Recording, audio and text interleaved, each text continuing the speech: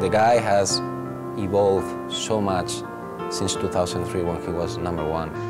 If his serve is in place, I mean, he's tough to beat for anybody all the time. I think he's qualified for the Masters Cup for 8 years in a row. It's impossible to do that with just one shot. The greats of American tennis set a high standard for today's generation. One player didn't shy away from the expectation. 2003 US Open champion, the last American to be ranked world #1, Andy Roddick. I get extremely humbled when you look at the list of names who have been a year-end #1, and to be on that list is, you know, something that I don't. Still, it's tough to believe in. I think that's something that is nice because no one can take it away. You know, no matter what happens from this point on, you've had that distinction, and that's a pretty big honor. One of the most highly respected players on the ATP World Tour, Andy Roddick has enjoyed the pressure and the adulation. The two are inseparable. You know, playing in an empty stadium, I promise you, it wouldn't be nearly as fun. You know, as much as they enjoy the atmosphere of coming to a match, we enjoy the atmosphere of playing one in front of them. So it's a give and take that I think, at least on our side, we can certainly appreciate it. Roddick is renowned for his intensity on court. Not so well known is his work for others less fortunate. After the recent flooding in Australia, he was a pivotal figure in some much-needed fundraising. Please, I know I did a very small part this week with giving money for aces, but you know, everybody should give something. I'm happy to double my contribution for this week, whatever it was. Tennis, I would say the best sport in the world, the one that always steps up when it counts, one that you know, we have different governing bodies with the ATP, and the WTA, and the ITF, and the Grand Slams, but they get together in time of need and they make a difference. A-Rod has made 4 Grand Slam finals in a glittering 11-year career on the ATP World Tour, but still he takes nothing for granted. The expectation is something he thrives on.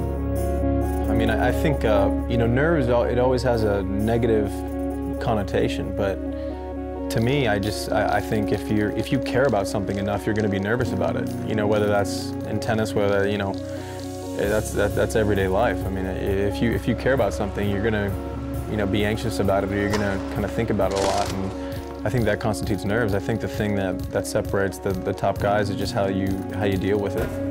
Amazingly, Roddick has qualified for the Barclays ATP World Tour finals 8 times in succession. Fanatical preparation is the key to this consistency. For me, I'm a big believer in routine. You know, doing the same thing over and over, at least trying to create, you know, some sense of normalcy.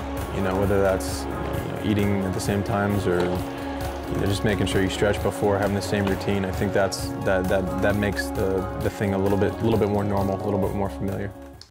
Many see this as the greatest era in men's tennis. Roddick has his own theory.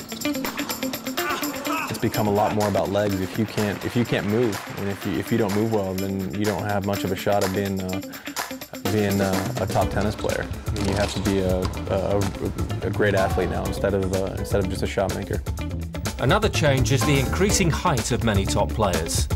It's all part of the evolutionary process.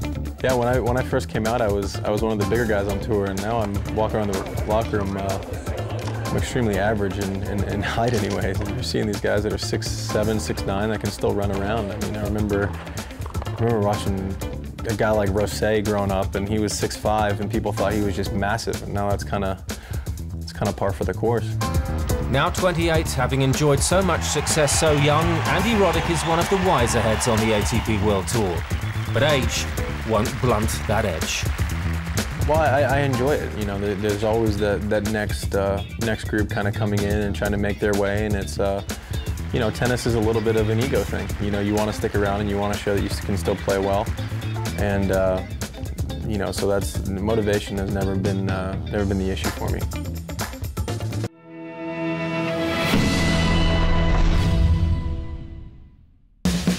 Next week on ATP World Tour Uncovered, a special report from the climax to the Latin American swing, the Abierto Mexicano Telcel in Acapulco.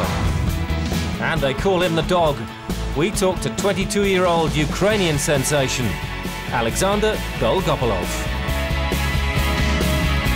Until then, don't forget to log on to atpworldtour.com for your 24/7 breaking news. See you next week.